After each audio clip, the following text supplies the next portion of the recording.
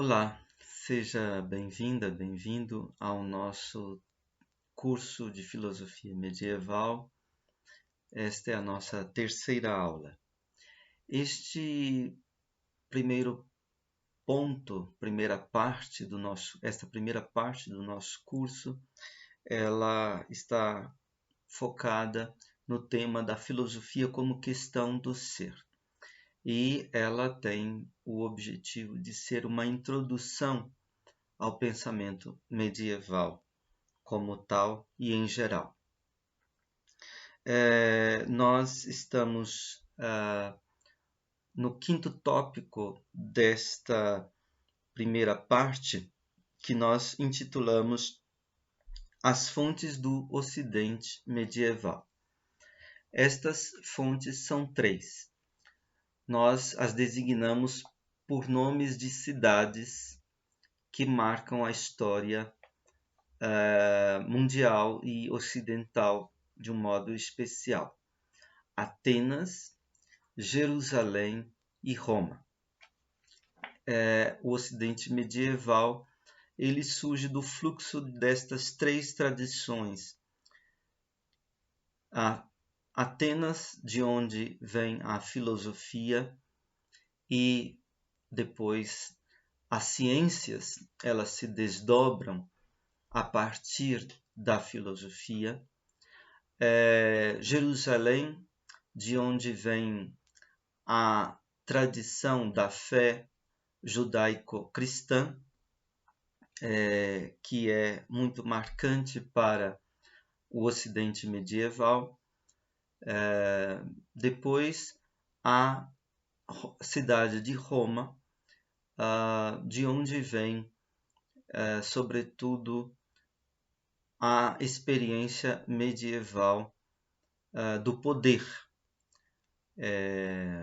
E nós veremos uma certa metafísica da atualidade.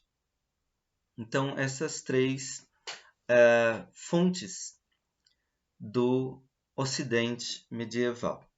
Estamos tratando da primeira fonte, que é Atenas. Na aula passada, a segunda aula, nós falávamos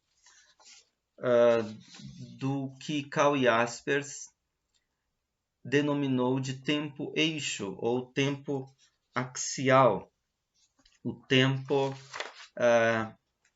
do século VIII ao século V a.C., para o nosso cômputo histórico.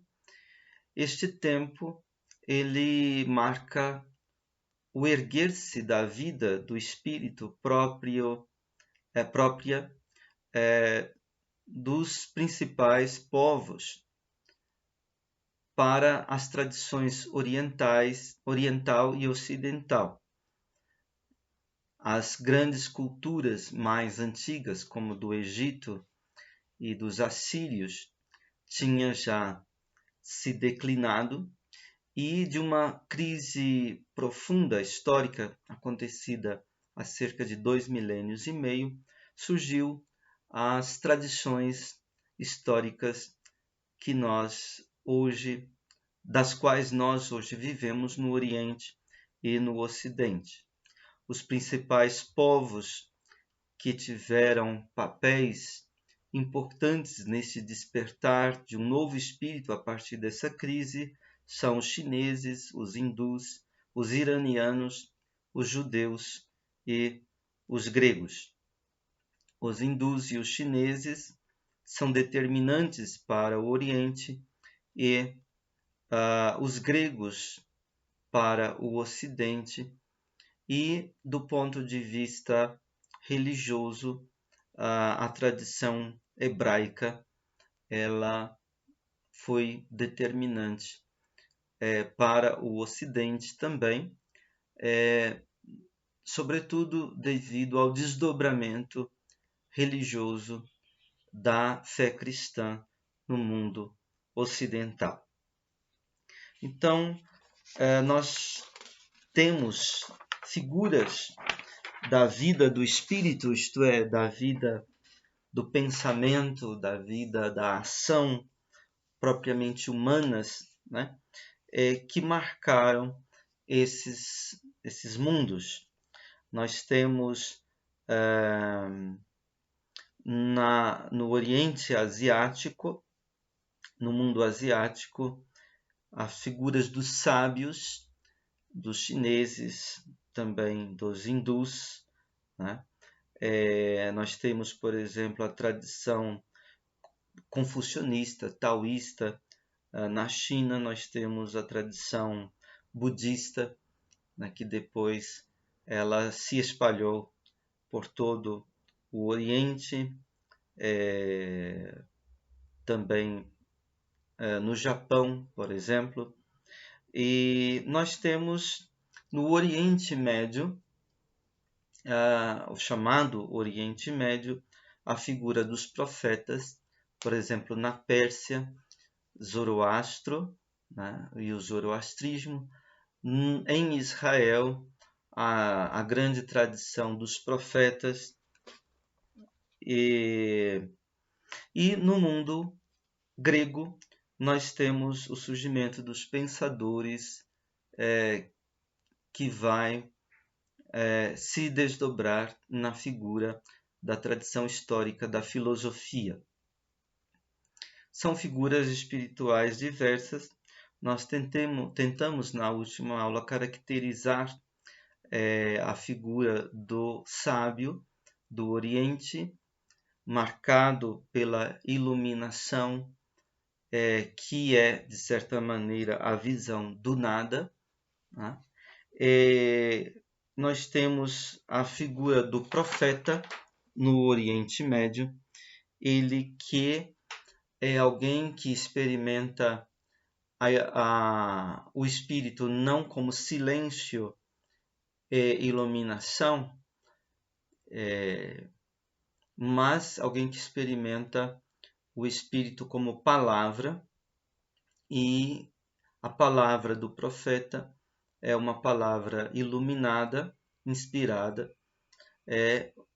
O espírito não é experimentado tanto como interioridade, como no caso do sábio, e sim como o que sobrevém e advém ao profeta. E a palavra profética como uma palavra que anuncia salvação, mas de um Deus transcendente, diferente dos deuses do mito antigo, e que denuncia o mundo histórico no qual ele vive como um mundo que não corresponde ao apelo do espírito, né? Então, temos essa tradição profética, que é uma tradição cheia de sementes revolucionárias para o mundo ocidental também. E a terceira figura é a figura do filósofo, do pensador e do filósofo. Então, nós vamos partir desta figura hoje, né? O filósofo é um desenvolvimento na Grécia da figura do pensador.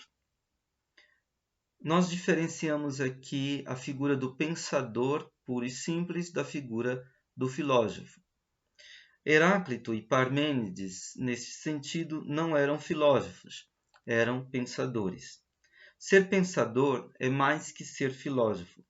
O pensador é aquele que está na correspondência, na harmonia com o ser, aquilo que Heráclito chamava de hen panta, tudo.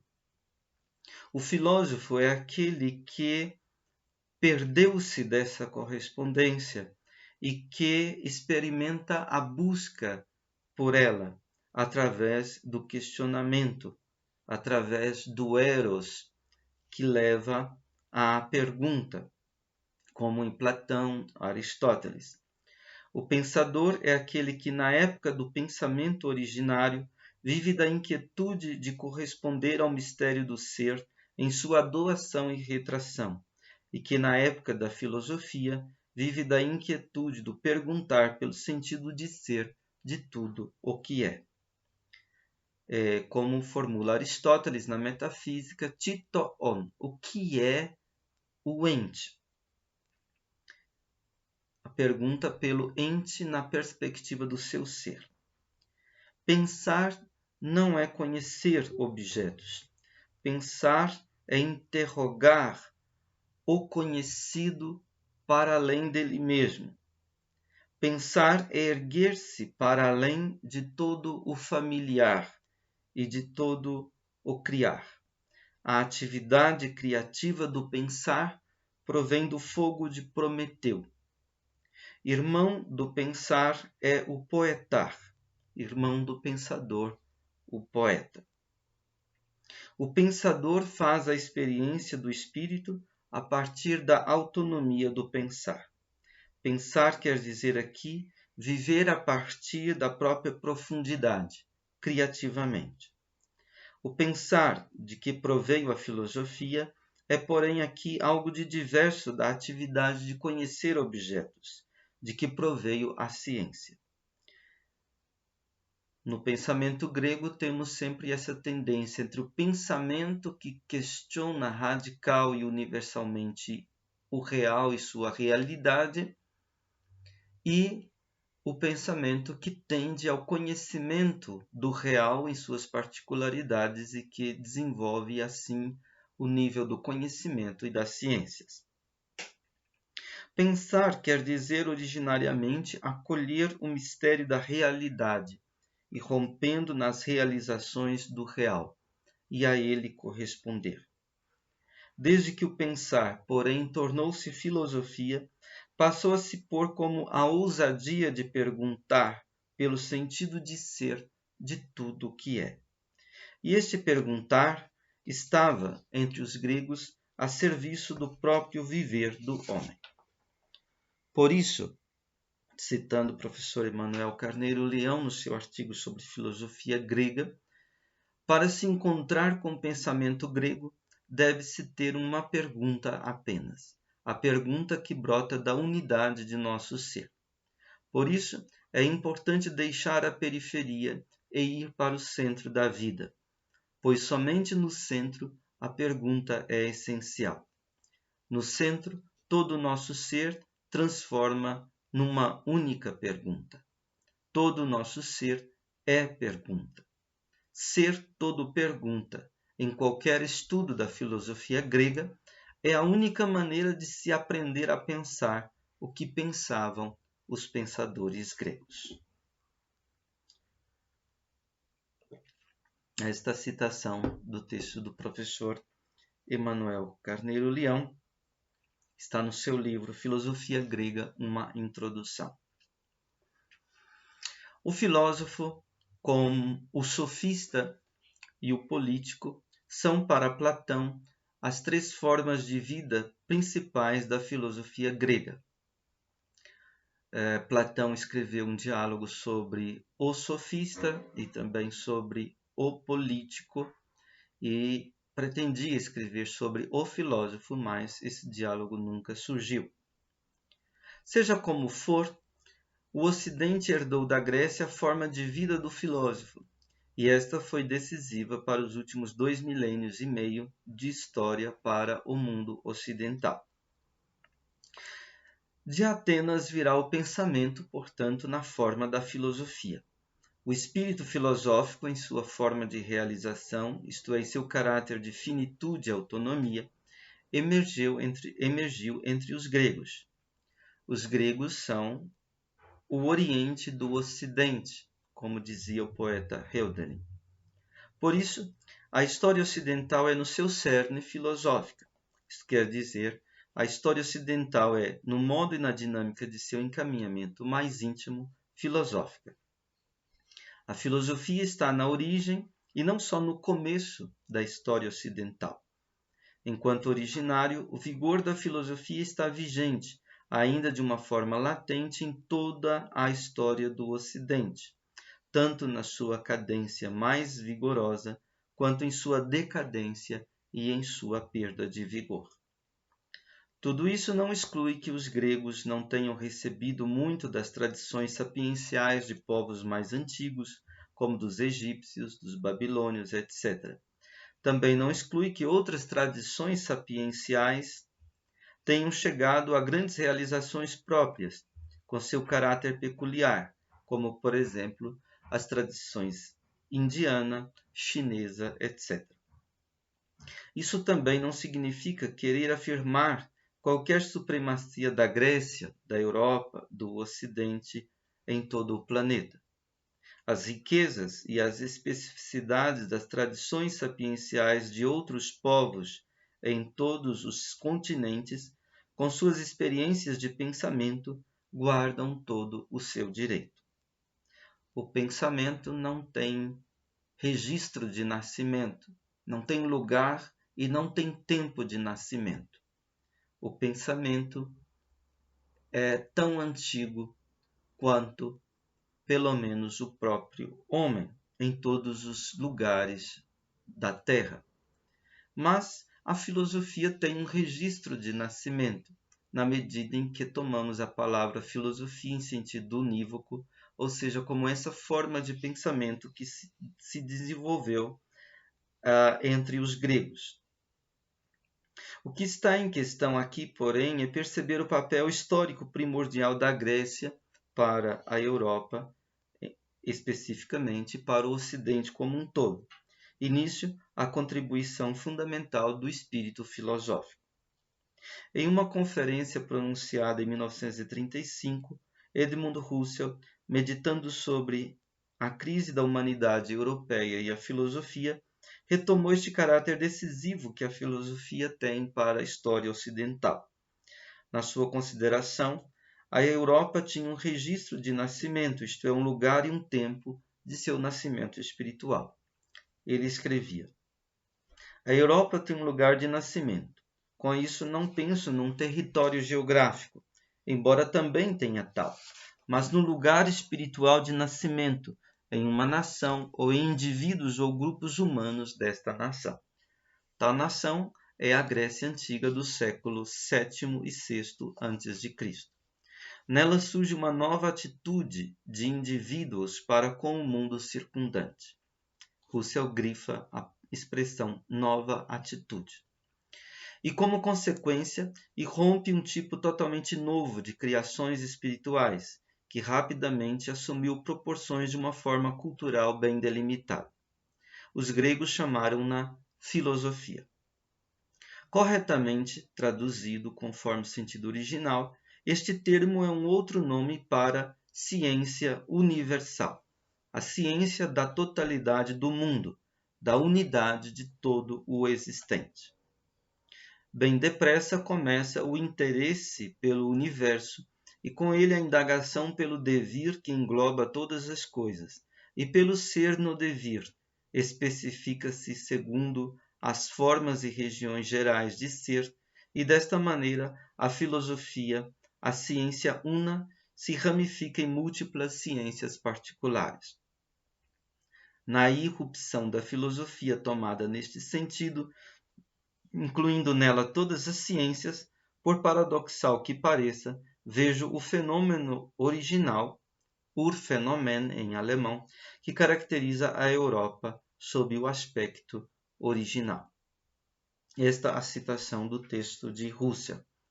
Então, Husserl coloca a filosofia como sendo esta forma de pensamento, de criação espiritual do pensar, que designa uma ciência universal, ou seja, a ciência da totalidade do mundo, a ciência de todo o existente. Na linguagem de Heidegger, seria a ciência do ente no todo, a ciência do ser do ente. Desta ciência se ramificam as ciências particulares, né? Então, essa ciência que interroga pelo ser do e no devir, né? Ela vai se ramificar em ciências particulares. Aqui uma diferença. Para nós, hoje, a filosofia é uma ciência entre outras ciências. Para os gregos, a filosofia era a ciência do todo. E todas as ciências eram, enquanto eram ciências, partes da filosofia. Então, esse fenômeno original, originário, chamado filosofia, é o que caracteriza o espírito grego e é um dos pontos decisivos do Ocidente ou da Europa, segundo Edmundo Husserl. O despertar do espírito filosófico é indicado por Husserl nestes termos. Cito de novo A Crise da Ciência Europeia e a Filosofia. Abre aspas. Prometeu traz o logos divino a alguns indivíduos isolados que levam avante a tarefa do espírito que algum dia iluminará e transformará todo o universo humano. Apelaremos a algum milagre? Naturalmente, todo conhecimento histórico novo tem sua motivação, e é uma tarefa especial esclarecer como se originou aquele tipo de humanidade grega nos séculos VII e VI a.C. No contato com as nações vizinhas e com as culturas nacionais, como se produziu aquela mudança de atitude que conduziu ao famoso Taumatzen, que os mestres do primeiro apogeu da filosofia, Platão e Aristóteles, consideraram a origem da filosofia. Fecha aspas. Então, a Rússia não nega que os gregos tenham recebido influências de outros povos vizinhos, não nega que também tenha havido todo uma desdobrar das próprias culturas nativas, né? Mas entra aí um elemento muito importante, que é o taumazo, né? Como atitude espiritual, determinante da filosofia. Para Platão e Aristóteles, a origem da filosofia está no taumazo, isto é, está nesse espantar-se, nesse maravilhar-se, nesse admirar-se com o todo do existente, com o todo do ente, o todo do real, com a realidade ela própria, pura e simplesmente, com o ser, para usar a linguagem de toda a tradição ocidental. Taumazo, que implica um passo para trás diante do todo, em face do todo, e um interrogar-se sobre o sentido de ser desse todo.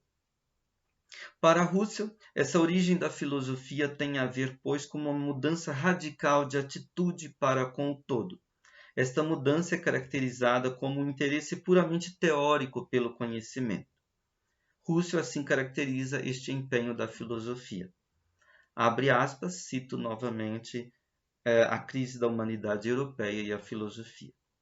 Não se trata de mera curiosidade desviada da seriedade da vida, com sua preocupação e esforço, que vem a ser puro interesse casual pelo puro e simples ser e ser assim dos dados do mundo circundante e mesmo de todo o circunmundo vital. Lebensumfeld.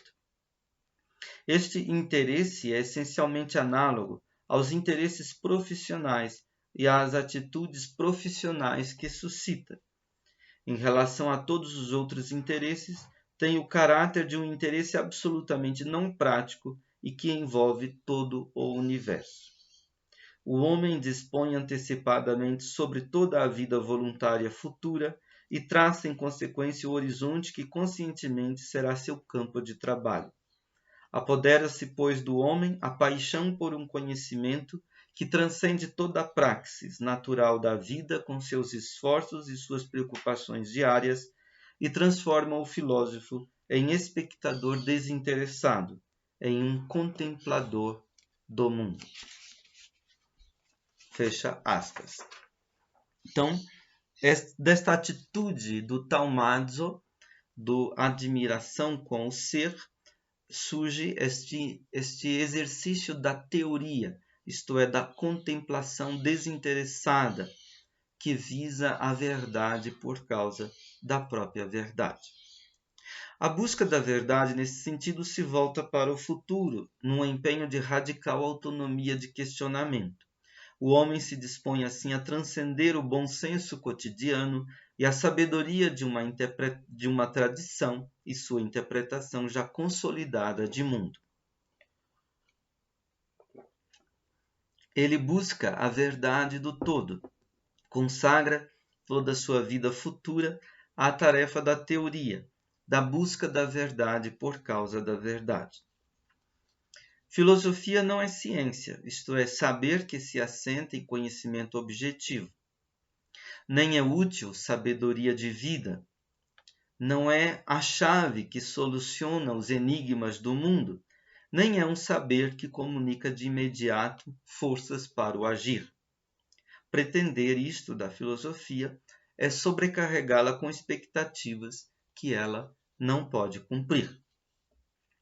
Então, se filosofia não é isso, não é ciência, não é bom senso, não é sabedoria de vida, não é a solução dos enigmas do mundo, não é o que comunica força para a ação imediatamente, o que é então a filosofia? Filosofia, nossa tese soa assim, é uma forma de pensamento toda própria. A atitude fundamental do espírito filosófico é, para nós, a preocupação com o logos.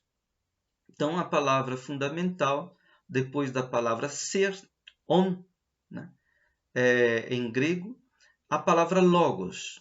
Por isso que nosso curso está estruturado em torno da ontologia, né? Junto com a palavra on, que é a palavra ente, né? De onde vem a questão do ser, temos a palavra logos, como uma palavra determinante do pensamento filosófico. Em Heráclito, o logos é a linguagem do ser, a unidade que reúne em si tudo o que é em seu curso de vir a ser, de nascer e de perecer. De modo semelhante, em Parmênides, o logos que colhe, acolhe e recolhe o dar-se do ser é a necessidade essencial do pensamento. Kreto legem te noen theon emenai. Numa tradução e interpretação sintática, lê-se esta sentença de Parmênides assim: necessário é dizer e pensar que o ente é. Numa tradução e interpretação paratática e não sintática, lê-se de outro modo: necessário, tanto o dizer quanto também o pensar. Ente, ser. O ser do ente é, pois, a causa do pensar e dizer do pensador. Se em Heráclito e em Parmênides, porém, o pensar e o dizer humano estão a serviço e sob a égide do ser, em Platão e Aristóteles, é o ser que aparece subjugado pelo pensar e dizer humano. O logos é agora o pensar e dizer humano. Logos é legem, propor e depor, no sentido de enunciar. Legem ti catati nós, dizer algo sobre algo. Isto sobre o que se diz, o subjacente ao discurso ou ao enunciado, é em grego hypokeimenon, o subjacente, o sujeito, o ente e, respectivamente, o seu ser se tornam o sujeito da metafísica, cujo discurso é fundamentante, fundamentador. O logos é o pensar como o enunciar de algo sobre algo. A predicação se torna decisiva para a investigação do ser do ente. Este, o ser do ente, se torna em Platão ideia e em Aristóteles categoria. A episteme logique é fundamental para o pensar metafísico. A lógica é fundamental para o pensar metafísico. Ela se torna dialética em Platão. Na filosofia medieval, a dialética, tomada como arte da discussão, será o elemento decisivo da atitude filosófica. Por muito tempo, na Idade Média, ser filósofo e ser dialético se equivaliam. A dialética é, em seu núcleo, lógica, isto é, o dizer e o pensar, desde o enunciar. No Ocidente moderno, a dialética se impõe, quer como dialética real, quer como dialética da consciência, quer como dialética idealista, quer como dialética materialista histórica. A lógica, como doutrina do enunciado e de seus desdobramentos, tal como foi elaborada por Aristóteles, também foi determinante para a concepção de filosofia. É o lógico o que define o apreensível e o pensável. O que escapa ao círculo do lógico, isto é, o alógico, o não mais lógico ou o metalógico, o sobrelógico, é sempre considerado no Ocidente desde o lógico. Filosofia, entendida como metafísica, é lógica, quer como ontológica, uma lógica do ser, quer como teológica, uma lógica do divino, de Deus. Filosofia é o pensamento que questiona o que é o ente.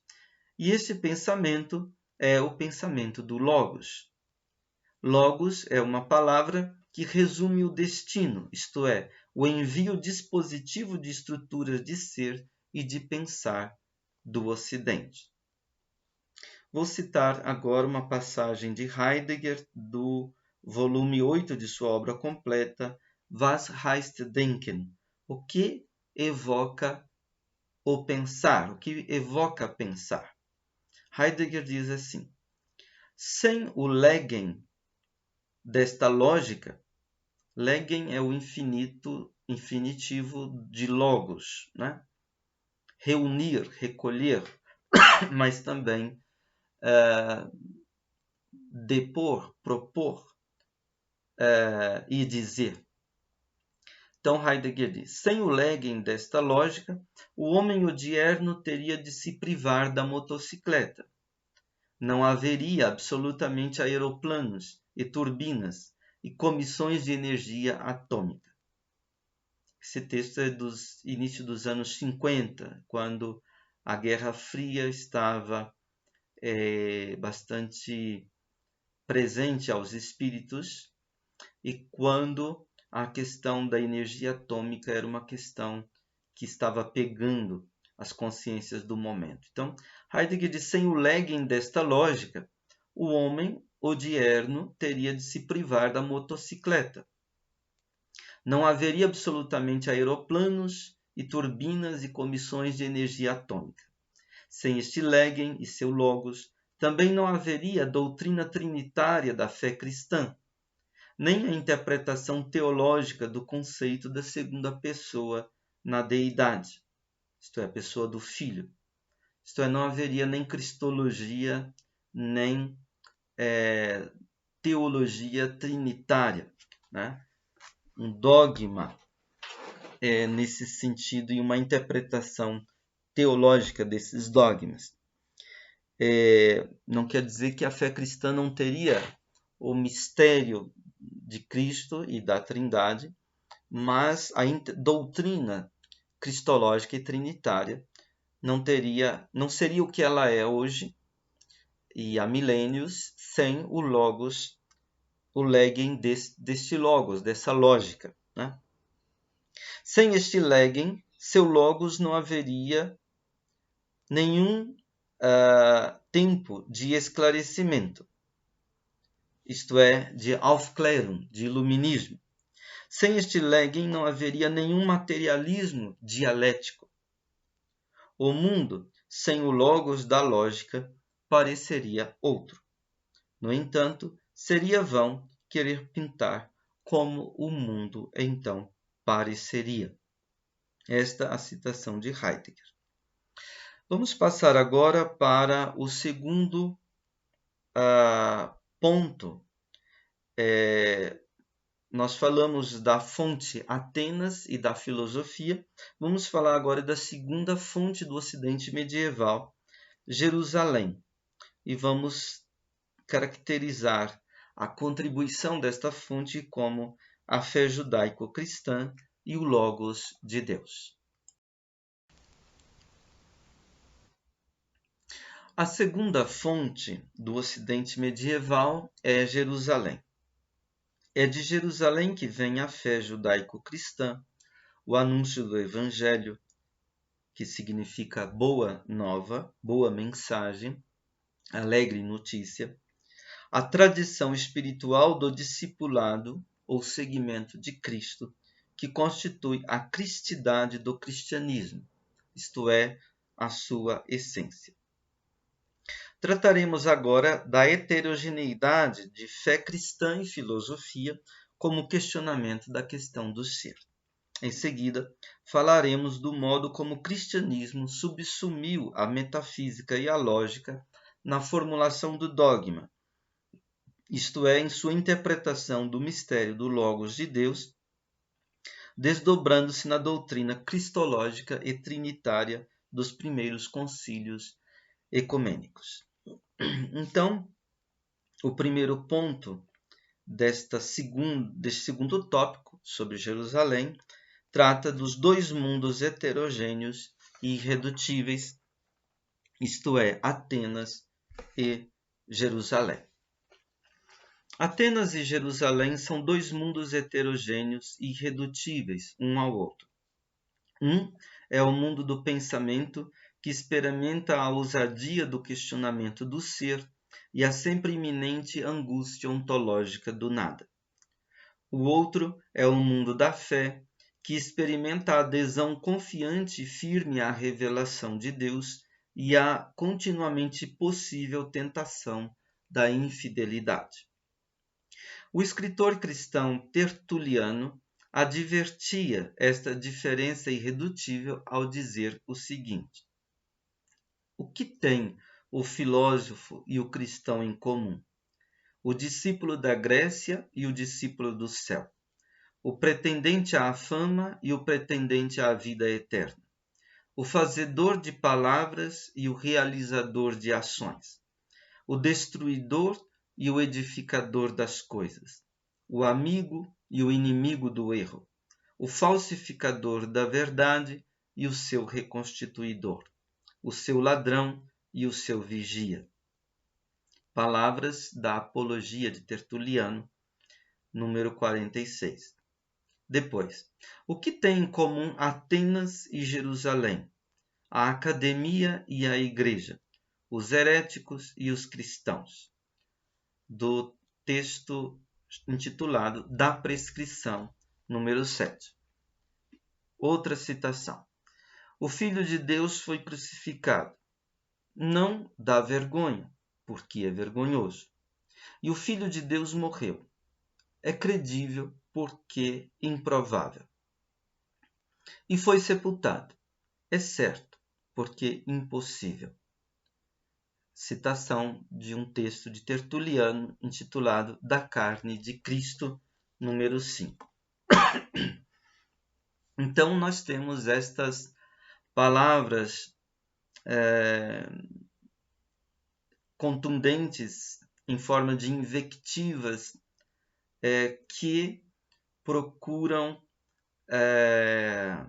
mostrar a fé cristã e a filosofia, o discipulado da Grécia e o discipulado do céu, como ele diz, como duas formas estranhas e até mesmo conflitantes, contrastantes entre si. E Tertuliano procura, então, retirar o mistério da fé cristã do domínio da lógica.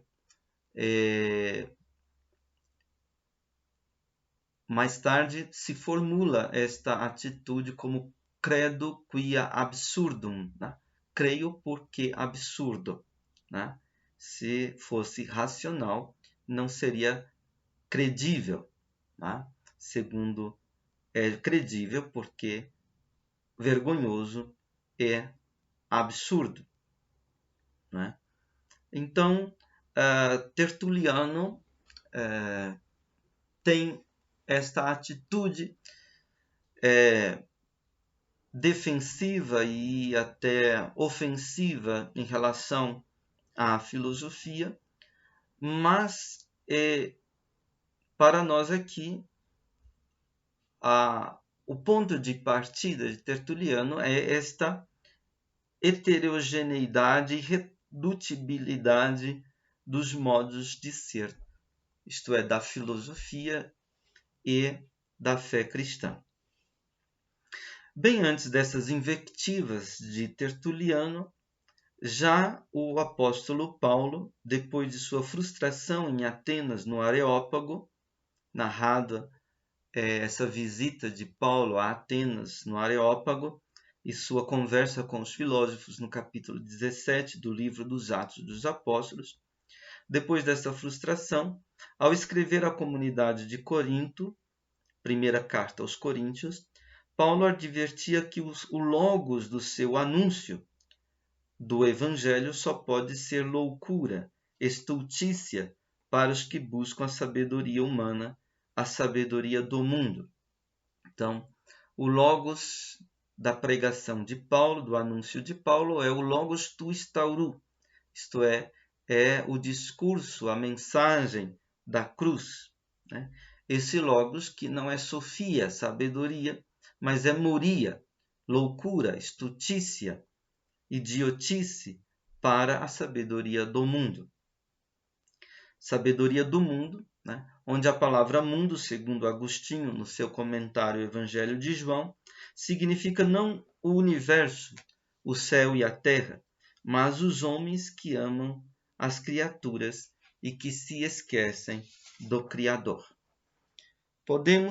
Vamos citar aqui a primeira carta de Paulo aos Coríntios, que diz assim: Pois Cristo não me enviou para batizar, mas para evangelizar, e não em sabedoria de palavras, para não reduzir a nada a cruz de Cristo.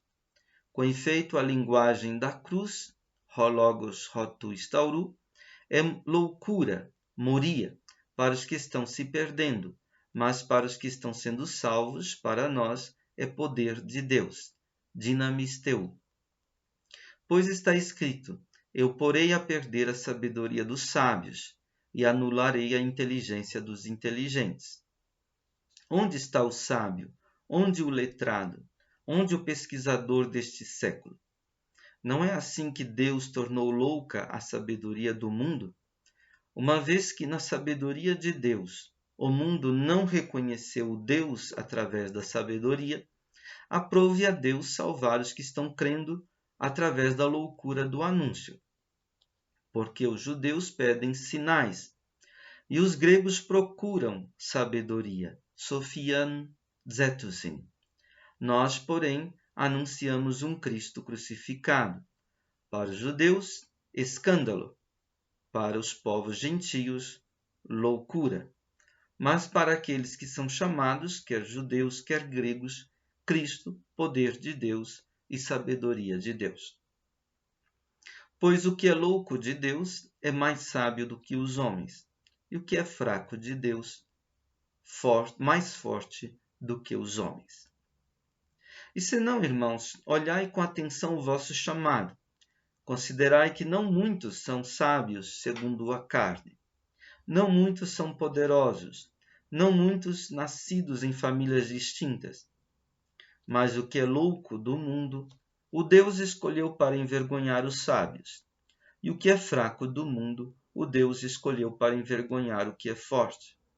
E o que do mundo é de obscuro nascimento, e se estima como um nada, o que não é, tameonta, o Deus escolheu para reduzir a nada o que é, taonta, para que nenhuma carne se glorie diante do Deus. Porém, provém dele o fato de que vós sois em Cristo Jesus, o qual veio a ser sabedoria para nós da parte do Deus, justiça, santificação e redenção, para que, conforme está escrito, aquele que se gloria, glorie-se no Senhor. E eu, irmãos, cheguei a vós para vos anunciar o mistério do Deus, não segundo a supremacia da eloquência ou da sabedoria, pois resolvi não saber nada entre vós, a não ser Jesus Cristo e este crucificado. Além disso, estive diante de vós em fraqueza e em temor e em tremor grande. e a minha palavra e o meu anúncio se revelaram não em discursos persuasivos da sabedoria, mas na manifestação do Espírito e do poder, para que a vossa fé não se fundasse na sabedoria dos homens, mas no poder de Deus. Até aí, citação da primeira carta de Paulo aos Romanos. Aos Coríntios.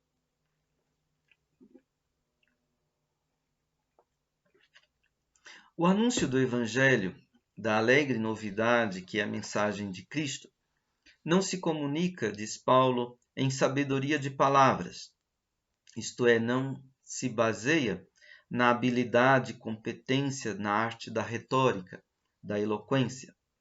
Não se pode querer reduzir esta mensagem ao logos, isto é, a capacidade do dizer e pensar humano.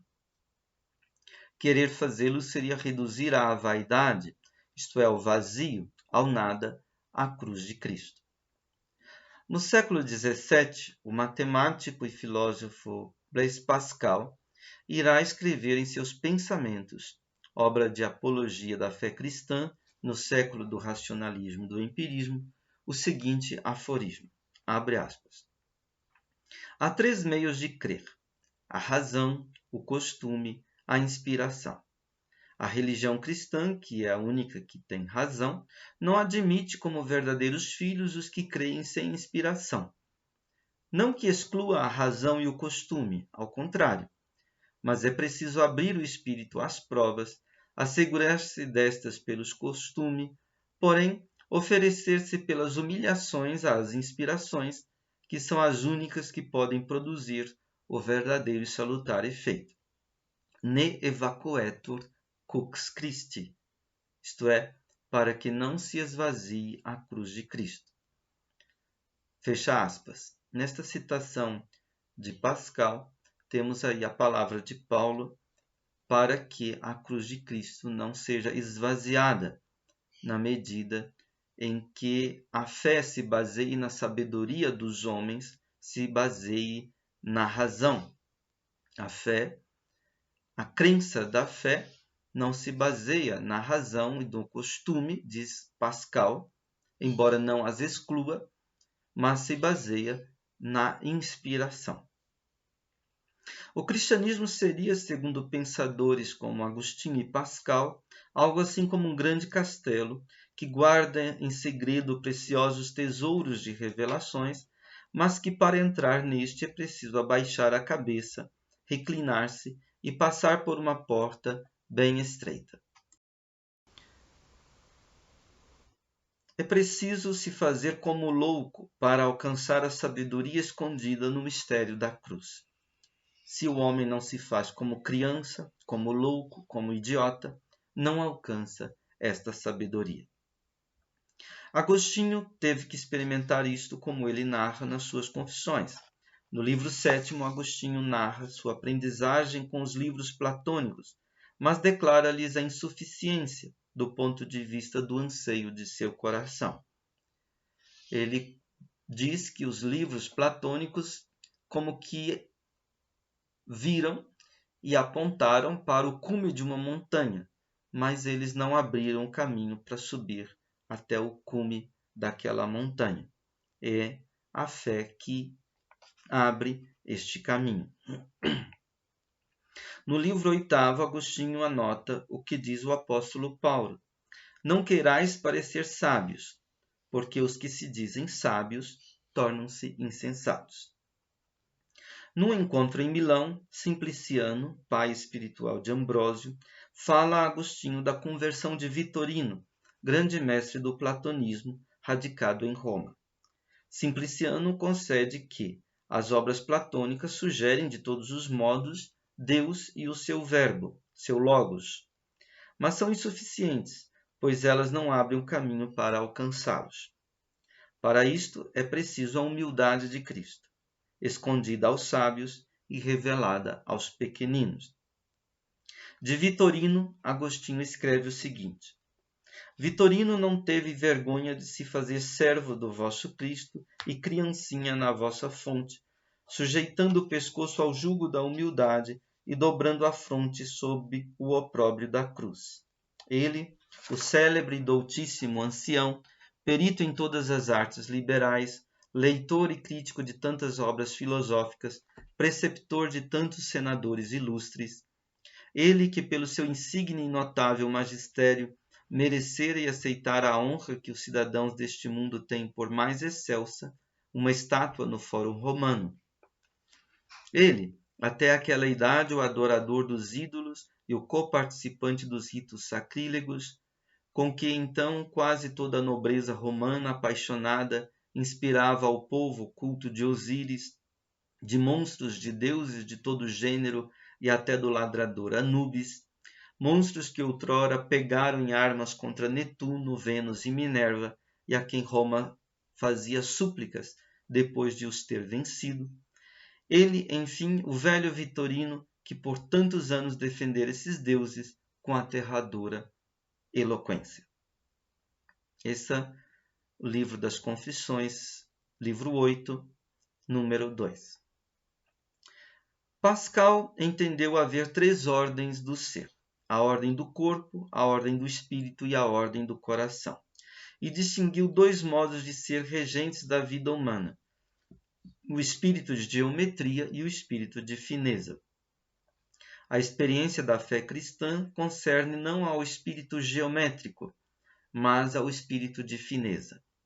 Não pertence à ordem do corpo, da res extensa, nem à ordem do espírito, res cogitans, mas à ordem do coração, à ordem da caridade, ou seja, do amor-gratuidade. O acesso à realidade e à verdade da fé não acontece graças a raciocínios, indutivos ou dedutivos, graças a provas ou argumentos, mas sim graças ao amor, à inclinação do coração, à graça divina. Pascal escreve nos seus pensamentos: não vos admireis de ver pessoas simples crerem sem raciocínio. Deus lhes dá o amor a ele e o ódio a si mesmas. Inclina-lhes o coração a crer. Nunca se crerá com uma crença útil e de fé se Deus não inclina o coração. Crer-se-á desde que ele o incline.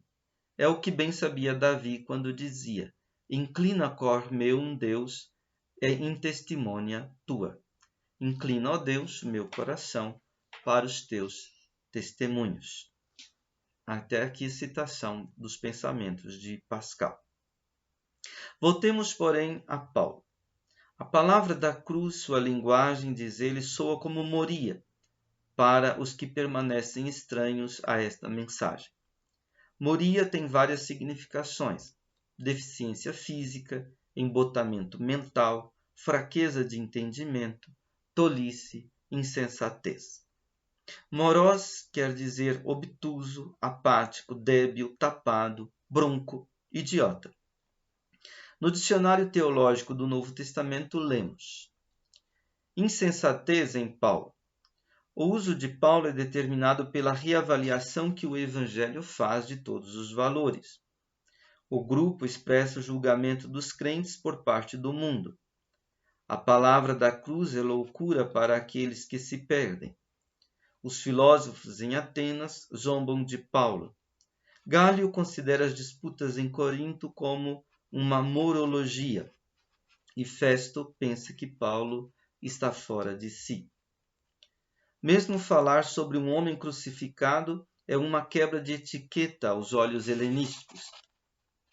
No entanto, em sua obra redentora, Deus reverteu a situação. Ignorando a avaliação do mundo, ele tornou a sabedoria deste em verdadeira loucura. Paulo aceita o fato de que, do ponto de vista humano, sua mensagem e pregação são loucura. Deus não precisa da sabedoria humana, pois sua loucura é mais sábia que a sabedoria do mundo. Em sua apresentação do Evangelho, então, os cristãos devem estar dispostos a serem loucos por causa de Cristo. Com base na obra divina da salvação, um radical rompimento com a cultura humana é assim efetuado. O mundo não possui verdadeira compreensão nem da sabedoria, nem da loucura. Da mesma forma que também não possui verdadeira compreensão nem da força, nem da fraqueza. Como a força, A sabedoria é um dom de Deus que é manifestado precisamente naquilo que parece loucura aos olhos humanos. Até aqui, citação do Dicionário Teológico do Novo Testamento.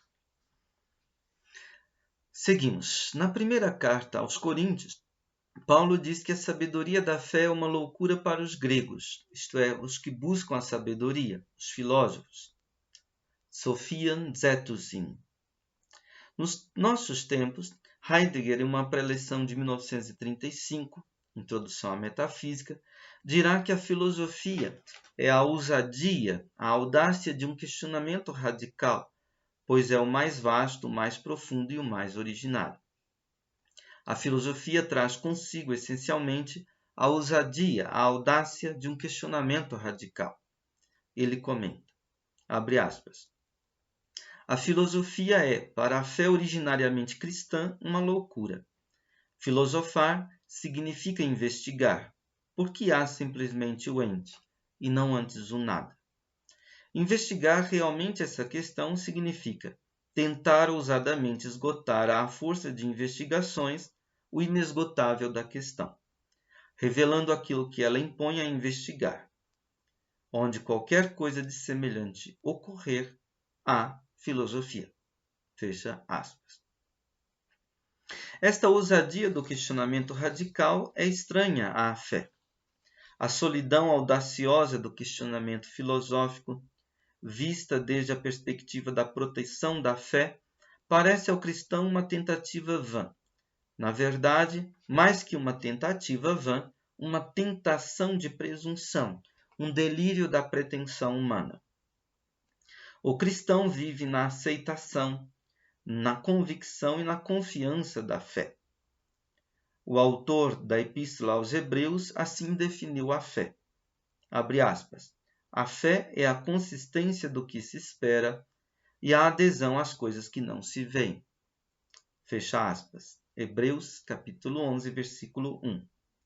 Segundo o testemunho da fé, a fé comporta um saber. Paulo diz, na segunda carta a Timóteo, sei em quem acreditei. E Paulo, em suas cartas, várias vezes usa o verbo saber. Mas é preciso notar, em primeiro lugar, que fé é objeto e processo da própria fé. Isto é crer na própria fé. Ou seja, é crer e no crido desta mesma fé.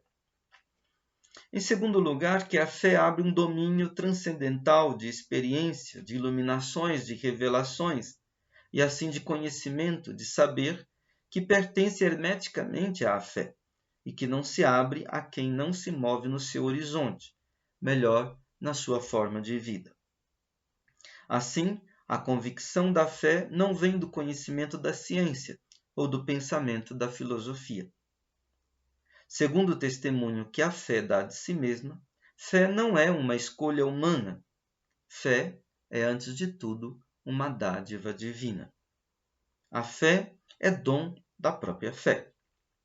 Isto é, a aceitação, o consentimento, o assentimento, a convicção e a convicção da fé já são dom do próprio acontecer da fé, que é graça de um renascimento, que comporta consigo uma metanoia, isto é, toda uma transformação de pensar, de sentir, de agir, de viver e de ser. A fé não é mera crença, resultante de hábitos passados. A fé é uma forma de existência que se abre para e se lança na direção do Deus inacessível, como o futuro do homem. É uma existência escatológica. Fé, no sentido teologal, não é primordialmente crença. A crença da fé já é um fenômeno derivado, gerado pela própria fé. A fé acontece antes de qualquer crença, consciência e reflexão do crente. Fé não é uma categoria do saber, como a crença. A fé é uma categoria do ser, da existência. É o modo de acontecer a facticidade da existência. Esse modo de ser da fé só se abre na e para a própria fé, como experiência, e uma experiência que se pretende transcendental, isto é, uma experiência de uma outra dimensão, incomparável com todas as outras possibilidades e dimensões da existência.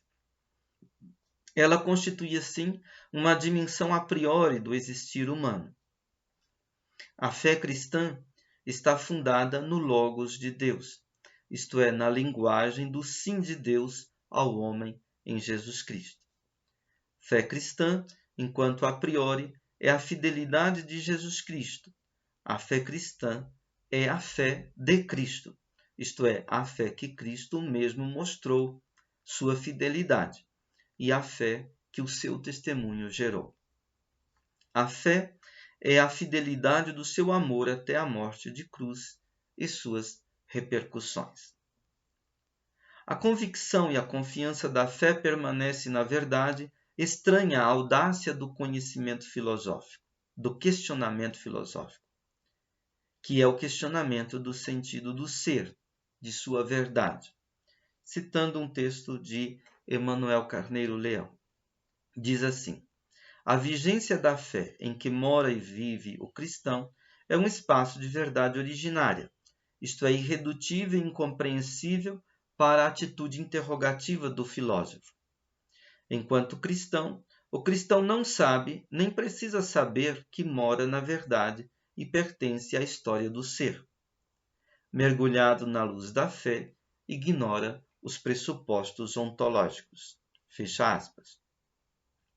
É justamente por graça desta estranheza, desta alteridade da fé em relação ao questionamento filosófico, ontológico e histórico-ontológico, que a fé não pode ser tomada como uma resposta a este.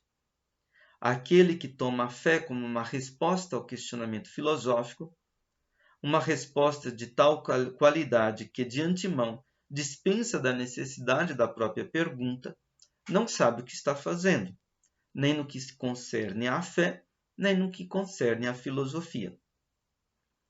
Na preleção Introdução à Metafísica, Heidegger, não sem ironia, diz, abre aspas, assim, aquele para quem a filosofia é verdade e revelação divina, aquele para quem a Bíblia é verdade e revelação divina, já possui antes de qualquer investigação da questão por que há simplesmente o ente, não antes o nada, a resposta. Todo o ente que não for Deus é por ele criado. Deus mesmo é, enquanto Criador incriado. Quem se encontra no solo de uma tal fé pode, sem dúvida, repetir e acompanhar a investigação de nossa questão. Não poderá, propriamente, investigá-la, sem negar-se a si mesmo como crente, com todas as consequências de uma tal atitude. Poderá apenas fazer como se. Por outro lado, porém, aquela fé que não se expuser à possibilidade da descrença também não será uma fé, mas uma comodidade e um ajuste consigo mesmo, a ater-se sempre à doutrina como a uma tradição qualquer. Nesse caso, já não haverá nem investigação nem fé, mas somente indiferença.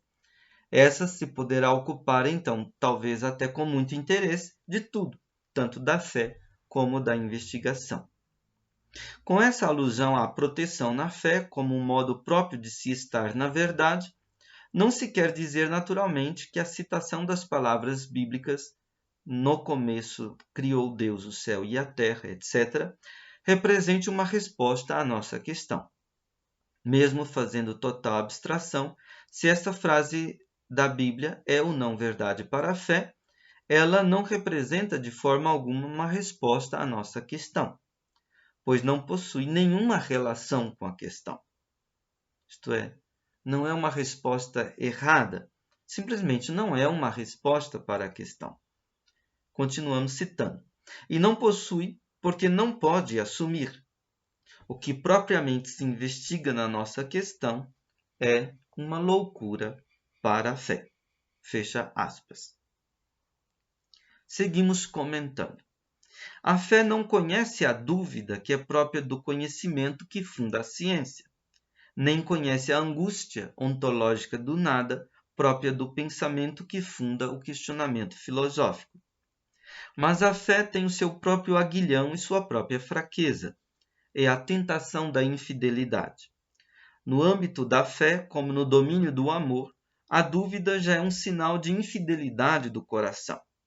A dúvida não é algo da consciência e da reflexão, mas do coração, isto é, do cerne, do centro, do âmago do ser humano e, portanto, do seu todo.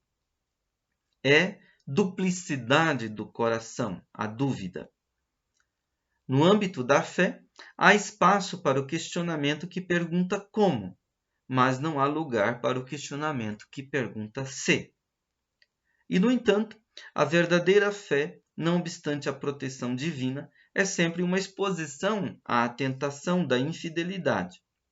A fé como realização de vida, e não como crença ou visão de mundo religiosa ou ideologia, é sempre uma aventura, uma exposição aos riscos, aos perigos da vida. A fé não é uma fuga da história, é encarnação na história. Uma fé que não agrava a responsabilidade da e pela vida não é fé, mas comodidade. Uma fé que não põe em crise o crente, que não chama sempre de novo ao risco da decisão, é um subterfúgio. Uma fé que não o põe em questão o crente é uma fé questionável. Kierkegaard teve no fenômeno da fé o seu principal tema de meditação. Na introdução da obra Temor e Tremor, Kierkegaard denunciou a comodidade a que tanto a fé como a filosofia tinham sido reduzidas em seu tempo. Ele coloca lado a lado Descartes, o pensador da dúvida, e Abraão, o pai da fé. Kierkegaard escreve, vou citar aqui o texto de Kierkegaard de Temor e Tremor. Não somente no mundo do agir, mas também no mundo das ideias, o nosso tempo agencia uma verdadeira liquidação. Tudo se compra num preço tão irrisório que surge uma pergunta: se por fim se acha alguém que tem ainda oferta. Cada escrivão especulativo que conscienciosamente coloca ponto no i sobre o passo significativo da nova filosofia. Cada docente, repetidor, estudante, cada marcador e instalado na filosofia, não permanece insistente em duvidar de tudo, mas vai adiante. Talvez fosse intempestivo e inadequado perguntar-lhes para onde, pois chegam propriamente. Mas certamente é cortês e modesto considerar como suposto que tenham duvidado de tudo, já que senão seria estranho dizer que tenham ido adiante. Certamente todos têm feito esse movimento prévio e supõe-se que o tenham feito com tal facilidade que não acham ser necessário gastar uma palavra nem sequer sobre a pergunta, como aquele que com angústia e preocupado busca, encontraria algo como uma pequena informação, como um aceno condutor, uma pequena norma dietética de como se deve comportar diante desta imensa tarefa? Mas Cartésios o tem feito. Cartésios, isto é Descartes, um honrado, humilde, honesto pensador, cujos escritos certamente ninguém pode ler sem a mais profunda comoção. Ele fez o que disse e disse o que fez. No nosso tempo, isso é uma grande raridade. Cartésios, como ele mesmo repete muitas vezes, em referência à fé, jamais duvidou. O que aqueles antigos gregos que entendiam, pois, um pouco da filosofia, consideravam como uma tarefa toda uma vida, porque a disposição para duvidar não se conquista em dias e semanas, o que esse velho combatente tinha alcançado, ele que através de todas as armadilhas conservou o equilíbrio da dúvida, intrépido negou a certeza dos sentidos e a certeza do pensamento, ele que incorruptível desafiou a angústia do amor próprio e as insinuações do sentimento. Com isso, cada qual no nosso tempo faz o seu começo.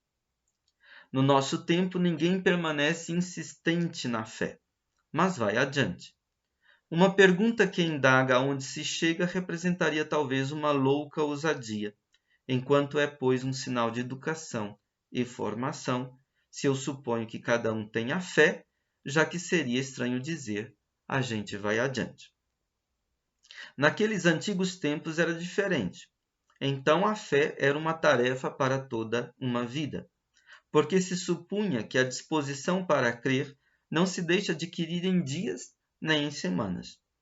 Quando então o experiente ancião se aproximava da morte, tinha combatido o bom combate e conservado a fé. Jovem bastante era o seu coração para não esquecer aquele temor e aquele tremor que tinha disciplinado o adolescente. Temor e tremor, do qual o varão tornou-se quiçá senhor, por sobre o qual, porém, nenhum homem pode crescer, a não ser que se tenha conseguido ir adiante o mais cedo possível. Isto, citação de Kierkegaard. Vamos concluir a nossa aula de hoje repercutindo um pouco esta questão. É a própria fé que se expõe sempre por si mesma à possibilidade da infidelidade, a fim de poder manter viva e atuante a fidelidade do crente. É na fraqueza do crente que a força da graça chega à sua perfeição, como reconheceu Paulo, capítulo 12 da segunda carta aos Coríntios.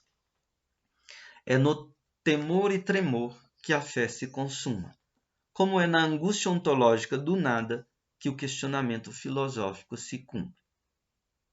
Se filosofia e fé são totalidades tão heterogêneas que nem mesmo se podem enfrentar e confrontar como duas visões de mundo antagônicas, então como é possível ao cristão se relacionar com a filosofia e o filosofar autêntico, sem que a sua fé deixe de ser, do mesmo modo, uma fé autêntica? Eis uma questão fundamental que perpassa toda a história do Ocidente medieval. Para o cristão, não se trata de escolher entre o questionamento do pensar filosófico e a quietude e inquietude próprias da fé.